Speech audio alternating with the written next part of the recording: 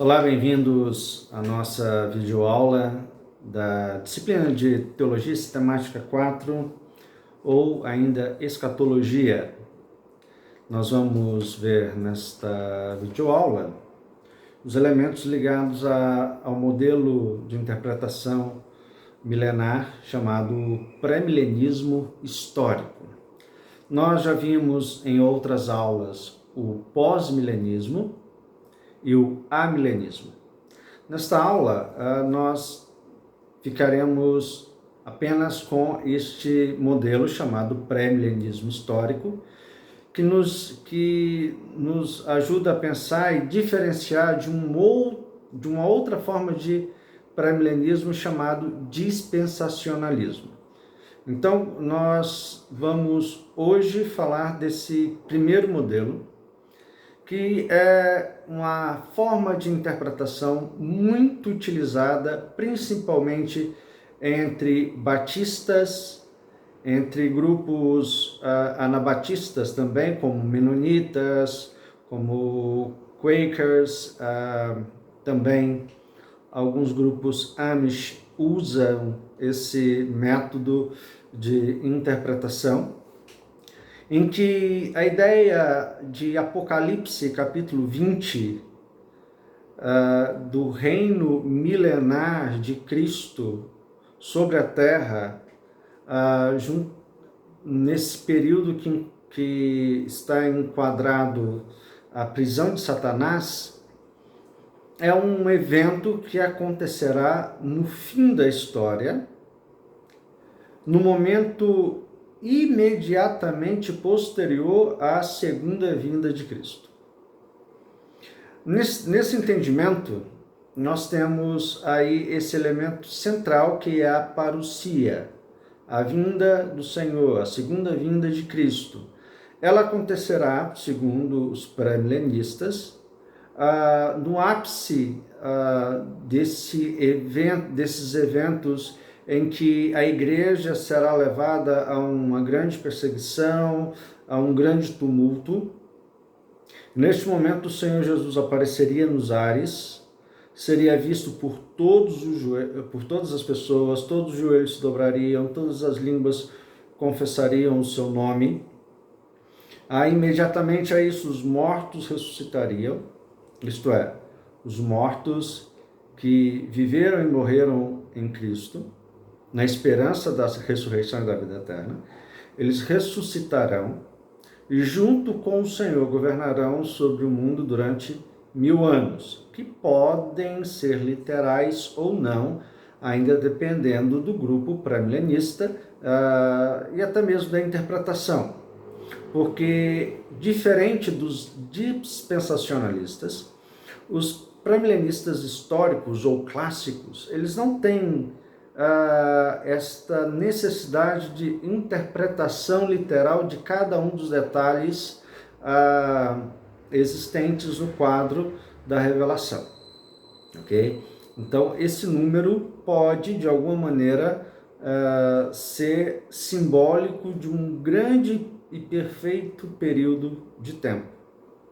Ou pode ser também literalmente 1000 anos, mas não faz tanta diferença assim para o pré-milenista histórico. E uma marca que separa e identifica o pré-milenismo do dispensacionalismo é justamente a forma de compreender o texto bíblico. Para os pré-milenistas históricos, nada que está revelado no Antigo Testamento, ou seja, todas as revelações que falam sobre a vinda de um reino, a vinda de um momento final dentro da história, para eles se concretizam apenas na primeira vinda de Cristo. Portanto, tudo que se diz respeito à segunda vinda de Cristo jamais será encontrado no Antigo Testamento e apenas no Novo, como diz George Elton Ladd. É interessante isso porque não há uma relação necessária entre o Israel nação e a igreja como o novo reino de Deus, ou novo Israel de Deus. Para eles é algo muito simples. Apenas o que se diz no Novo Testamento é que faz sentido para entender e para explicar toda a ação escatológica da vinda de Jesus, que se revela então lá em Apocalipse capítulo 20. Neste caso é interessante porque eles vão perceber que esta ação de Deus dentro da história é um período intermediário, então, entre aquilo que os teólogos bíblicos chamam de Olam Hazé, que é o tempo de hoje, o tempo de agora, e o Olam Rabá, o porvir, a eternidade. Então, nesse meio tempo, você tem esse milênio, onde Cristo reinará sobre a terra, onde Cristo se fará presente com a sua igreja, governará todas as coisas, governará todas as nações, será de fato rei de todos os reis, senhor de todos os senhores, em um contexto histórico e físico. Esse reinado não impede e não acaba com o mal ainda subsiste, principalmente nos corações humanos. É necessário lembrarmos que a prisão de Satanás não é ainda a definitiva destruição dele. Isso significa que ainda existe o mal no universo, ainda existe o mal no cosmos criado. Então, esse período entre a primeira vinda, a vinda de Cristo, a primeira ressurreição, o início do milênio e o final do milênio, nós teremos aí o desenvolvimento de toda uma história até que Satanás seja solto no final desse período. A soltura de Satanás precisa ser levada em consideração porque ele irá convencer, seduzir, é o que diz o apóstolo João, as pessoas a seguirem, a acompanhá-lo em uma investida final contra o senhorio de Cristo. E aí então cairá fogo do céu, diz o texto, serão todos destruídos, Satanás será definitivamente lançado no lago de fogo, onde já estão o falso profeta e a besta. Satanás também será lançado ali, neste lago de fogo e enxofre. Os mortos ressuscitarão, os perversos ressuscitarão,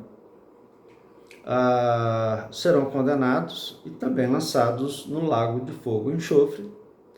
Daí então temos o capítulo 21, que é a vinda da Nova Jerusalém, e aí vai haver divergências entre grupos, entre os pré-milenistas históricos, dentro dessa relação do significado do capítulo 21. Aí é aquela questão do céu, se o céu será aqui, se o céu não será aqui, e aí entra discussões bem próprias desse momento. O fato é que o capítulo 21, ele marca o início da eternidade, onde não haverá mais pranto, nem choro, nem dor, porque o Senhor nos enxugará dos olhos toda a lágrima. Nesse sentido, então, devemos entender que apenas podemos esperar por aquilo que está por acontecer. Uma coisa importante que a gente precisa de olhar para o texto, e, aliás, para a teologia pré-milenista, e isso é interessante, é que embora ela entenda esse fracasso da humanidade, talvez ela não... É por certo, aliás, que ela não olha para esse fracasso como também uma derrota para a igreja. Um grande missionário norte-americano chamado Oswald Smith, ele fala em um de seus livros que se alguém tivesse o desejo de viver a vida missionária, glorificar a Deus e ser uma bênção, que procurasse um seminário cuja perspectiva interpretativa de Apocalipse 20 fosse pré-milenista. Porque ela olha para o futuro e percebe a necessidade da evangelização o mais rápido possível, para que quando Jesus voltar, o maior número possível de pessoas tenham conhecido o Evangelho, tenham se convertido e tenham, então, possibilidade de abraçar e de viver esse reino e essa eternidade. É claro, esta é uma forma também pessoal de puxar uma brasa para a sua sardinha, mas de qualquer maneira, essa perspectiva é muito forte entre os grupos batistas, congregacionais e outros que ainda defendem esse posicionamento de interpretação do Apocalipse, principalmente do capítulo 20. Então, temos aí essa perspectiva. O pré-milenismo, desta forma, ele guarda certas similaridades da compreensão histórica, da compreensão cultural, da compreensão da vinda do Senhor. Isso é interessante. Não há nenhuma dificuldade para nós, como teólogos, entendermos essa possibilidade de interpretação. Ela tem as suas vantagens, ela tem as suas desvantagens, por isso eu tenho recomendado a vocês a leitura do livro editado pelo Robert Close, Milênio, Significados e Interpretações, porque as 4 maiores linhas são colocadas lado a lado para serem analisadas, avaliadas, e os seus prós e contras são levantados. De qualquer forma, e aí eu trato isso de maneira pastoral agora. Devemos lembrar que em todos os 3 casos já estudados, existe o elemento que nos liga a todos eles, que é a esperança. Há sempre uma esperança que as coisas encontrarão o seu devido lugar na volta do Senhor. Que as coisas encontrarão o seu turno quando o Senhor se revelar nos céus, e os mortos ressuscitarem, os vivos forem transformados, e daí então vivermos uma eternidade ao lado do Senhor. Portanto, a gente precisa entender que não há razão nenhuma para conflito. Como eu disse no nosso chat, se Jesus voltar e tiver um milênio, ótimo. Se Jesus voltar e não tiver milênio, ótimo. E ótimo por quê? Porque Jesus voltou. Porque a nossa esperança se concretizou. Porque aquele que disse que iria, mas voltaria, voltou. Essa é a esperança cristã.